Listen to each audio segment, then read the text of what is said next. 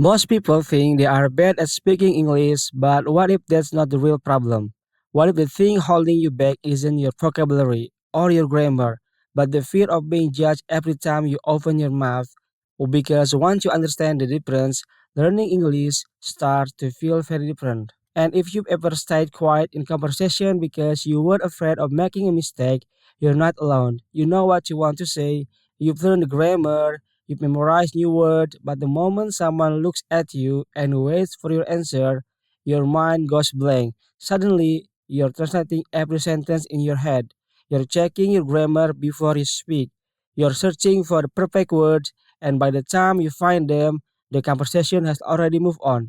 We tell ourselves we need more vocabulary, better pronunciations, perfect grammar, but maybe that's not what's stopping us. Think about how children learn to speak. They don't wait until every sentence is perfect. They speak, they make mistakes, they get corrected, and then they speak again. That's how communication grows, not through perfection, but through repetition. Somewhere along the way, many of us forgot that. We started believing that speaking English was a test instead of conversation.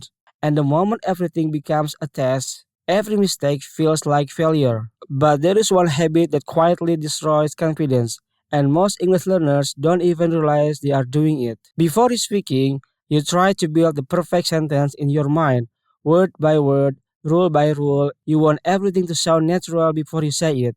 Ironically, that's exactly what makes your English sound less natural.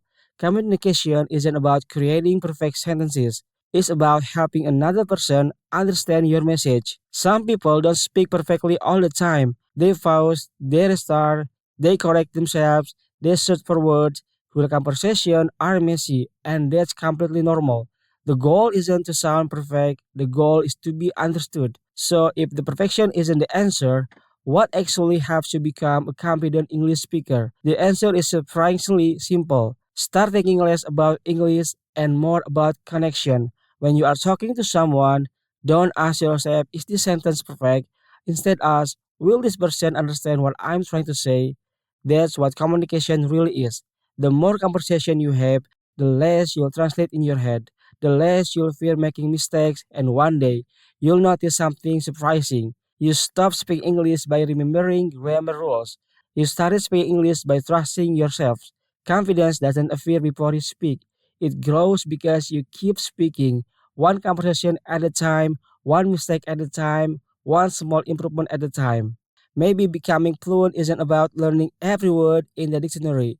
Maybe it's about having the courage to use the word you already know. Because every confident English speaker was once someone who felt nervous, made mistakes, and kept talking anyway. And perhaps that's where real communication begins.